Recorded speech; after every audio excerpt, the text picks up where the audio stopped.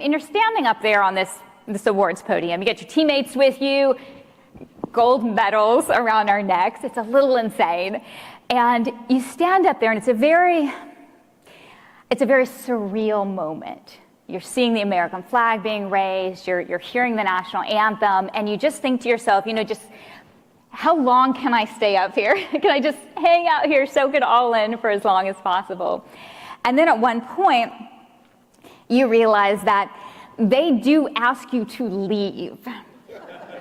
So you're very quickly and politely escorted off of the stage, and you come downstairs a lot like this over here, and I am at my coach at the bottom, and he gave me this big bear hug, and he took me by the shoulders, and he looked me in the eyes, and he said, "All right, get focused, you have 3 more events to go."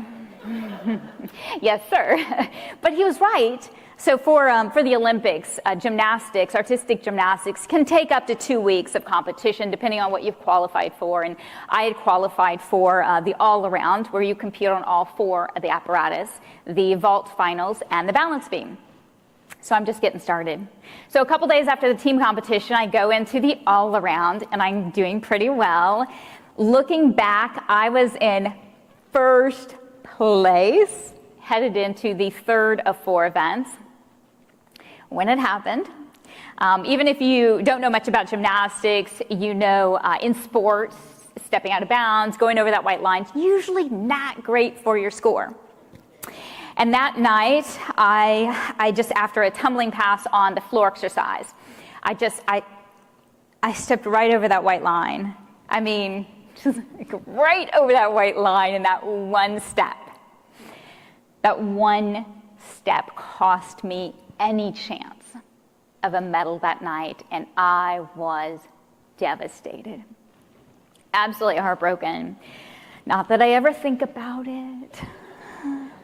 It's one step. And tears were shed that night, right there on the floor for all the world to see. And then at one point, I kind of started thinking about some of these lessons learned, and I took a deep breath, and I thought, all right, well, I've got plenty of time to cry about this later, but right now in this moment, I have got to focus forward.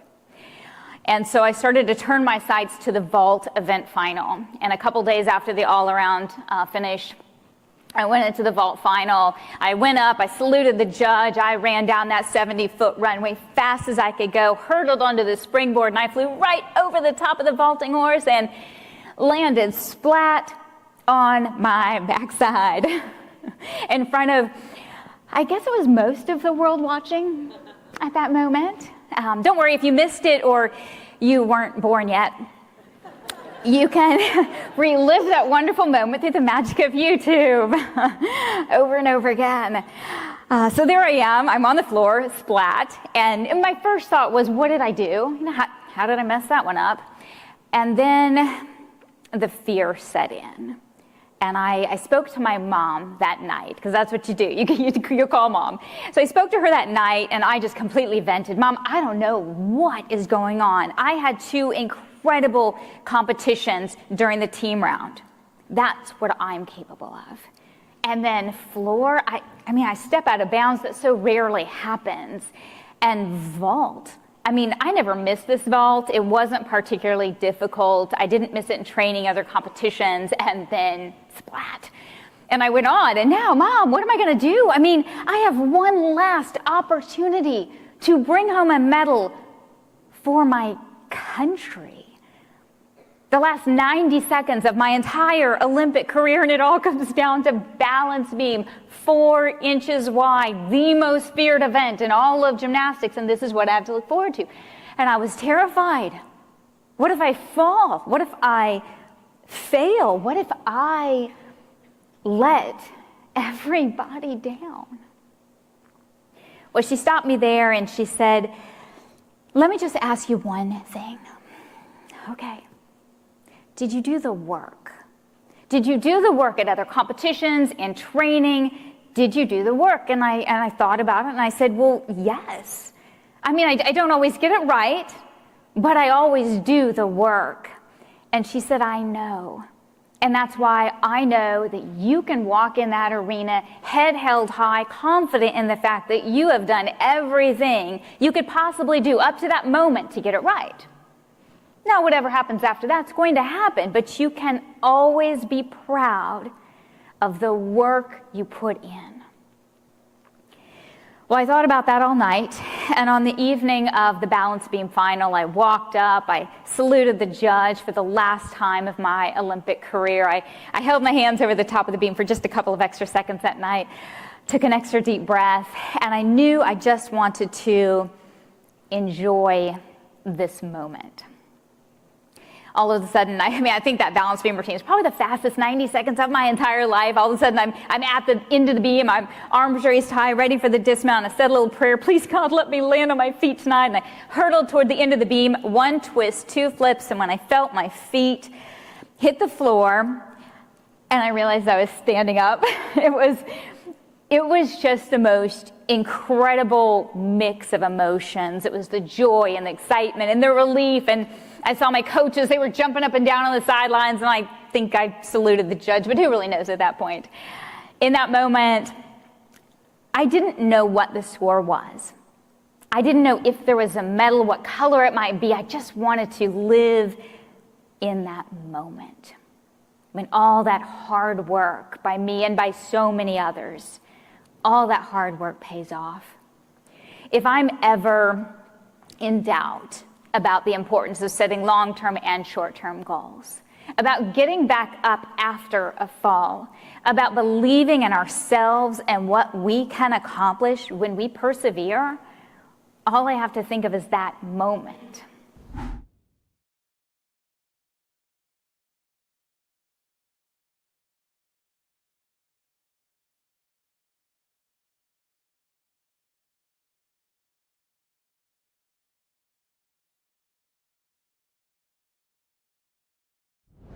I was working really hard in the gym one night when things kind of came crashing down all around me. I was on bars. I was doing a bar dismount, one that I had done a million times before.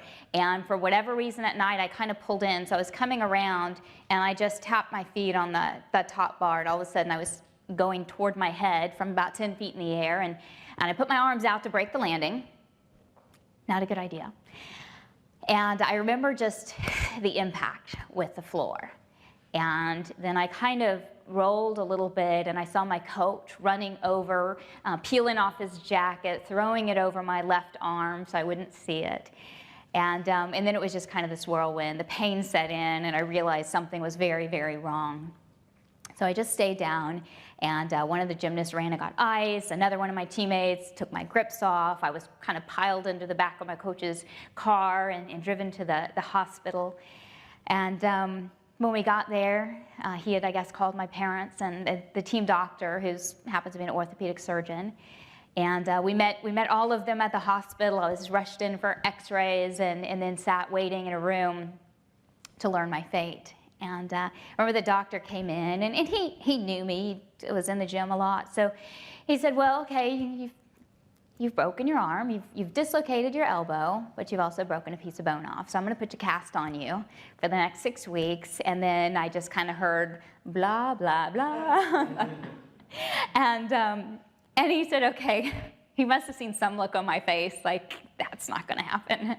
A cast in 6 weeks right before Olympic trials, it doesn't work. You don't have time for that. And he said, okay, I've got a plan B, so just hold on. I'll take you into surgery tonight. I've got to put a screw in to hold the bone together, and I'll put a splint on. And if you follow my rules exactly, then I'll keep the cast off. But if I hear anything, and I'm going to be in the gym from time to time, I'm going to do drop-ins, and if I see you're doing too much too fast, I'm going to put a cast on there.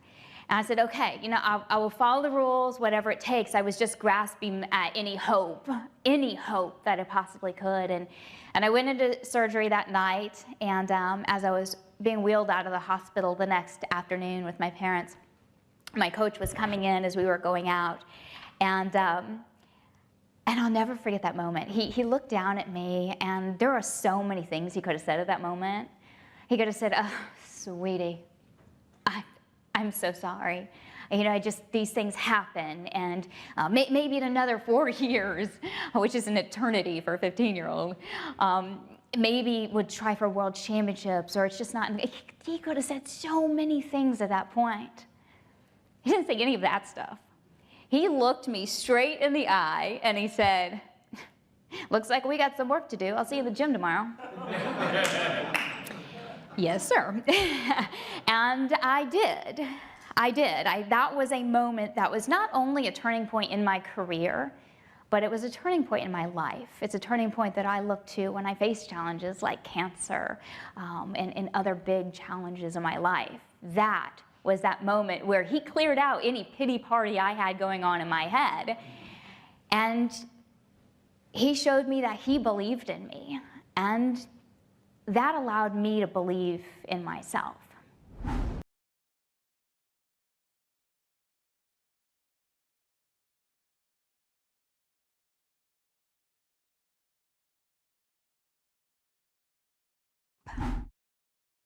The lessons I learned through sport are some of the most important lessons I've ever learned. They help me certainly in gymnastics to excel, but they help me every day running my company, motherhood, and even in my battle with cancer. And it's these lessons that make up what I like to call the gold medal mindset.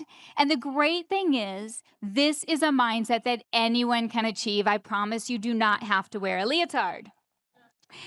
There are no cartwheels involved. You don't have to swim like Michael Phelps, because the gold medal mindset really is just an attitude. It is an attitude of going out and winning the day, no matter what life or work throws at you. It's all about understanding what we do today matters.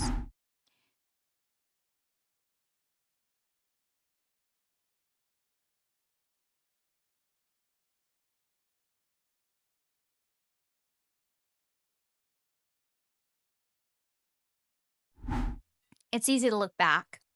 And I think we all do this in our lives, in our careers. We look back, we think about the highlights and the good times and maybe those gold medal moments. But I do believe it's important to remind myself of the struggles along the way, the falls, the injuries, the moments where I just wanted to give up. Because it's in those moments, it is in the falls and the mistakes and the flat out failures that I learned how important it is to get back up, to keep going, to rely on my team.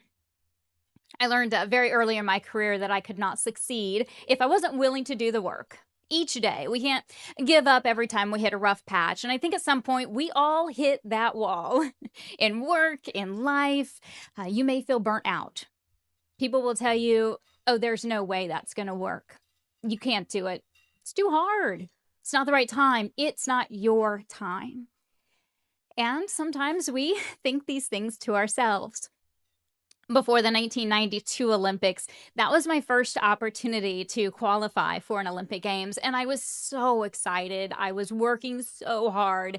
But it felt like at every turn, I kept hearing something like, well, but you're a little young, inexperienced, maybe not the most talented or the strongest.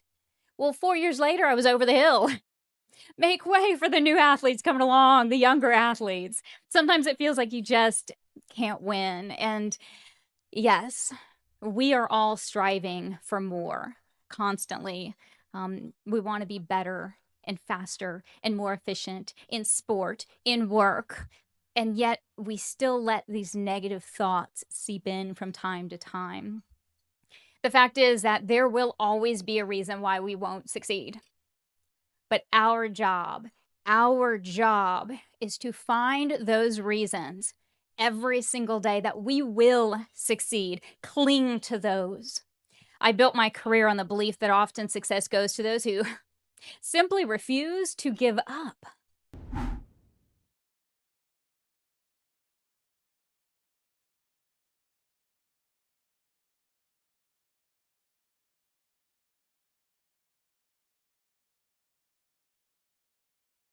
My absolute favorite thing, my favorite topic is setting goals, because it's so important. We all know that setting goals is a critical component to achieving what you want. It paves the way for change and growth and improvement, and it helps us close the distance between where we are today and where we want to be tomorrow.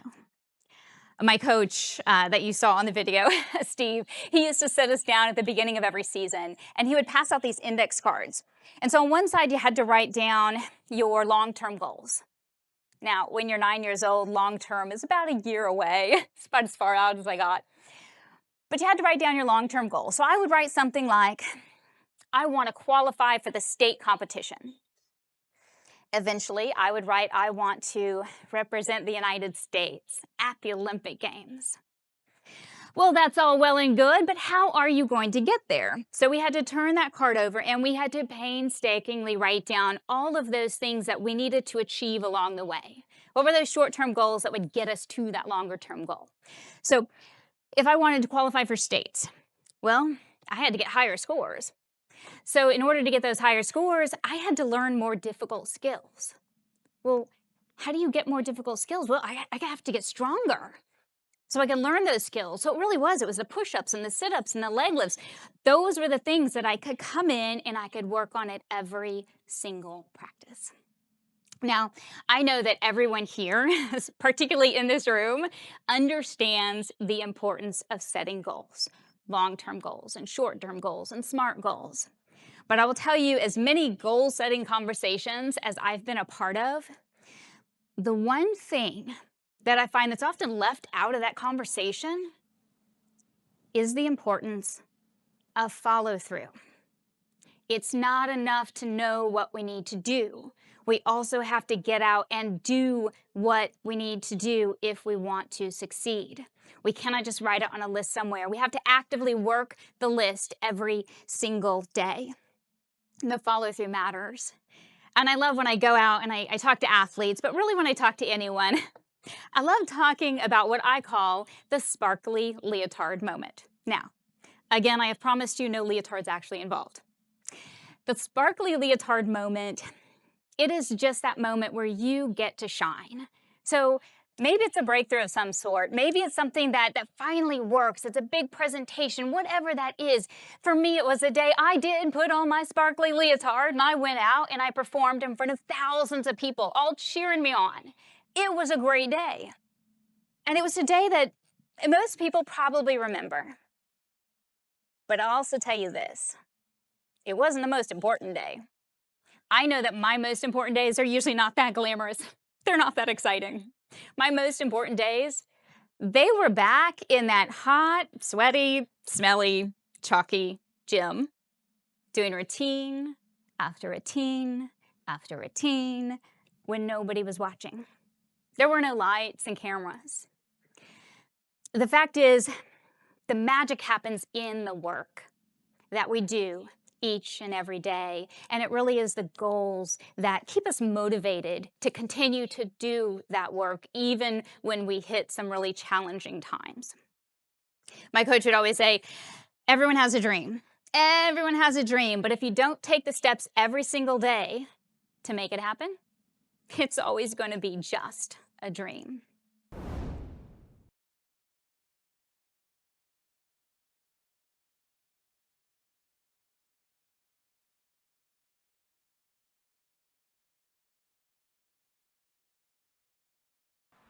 Cancer is a game changer. It really focuses your priorities like never before. My husband and I discussed how public I wanted to be about my diagnosis because, you know, not every girl wants to go around the country talking about her ovaries. But I figured if I was going to have to go through this, right, the surgery and the chemo and losing my hair and eyelashes and eyebrows, I wanted something positive to come out of it. The toll that it was going to take on me and my family, I needed something positive to come out of it. If I could help one woman make her appointment or go see her doctor or think about those symptoms, then it was a good thing. Turn what seems to be a negative into a positive. You often may find that you need to rethink your strategy, back up, turn around, take a different route. Savor these moments and the blessings that they can bring. It's often these moments that end up defining our character. I believe remaining positive is crucial. I believe a negative attitude is the most detrimental thing to success. Mistakes and obstacles, okay, so we all face those. You can learn from them. Most of the time, even fix them. But a bad attitude can bring you down quicker than anything else. It can cause you to lose hope when you need it most.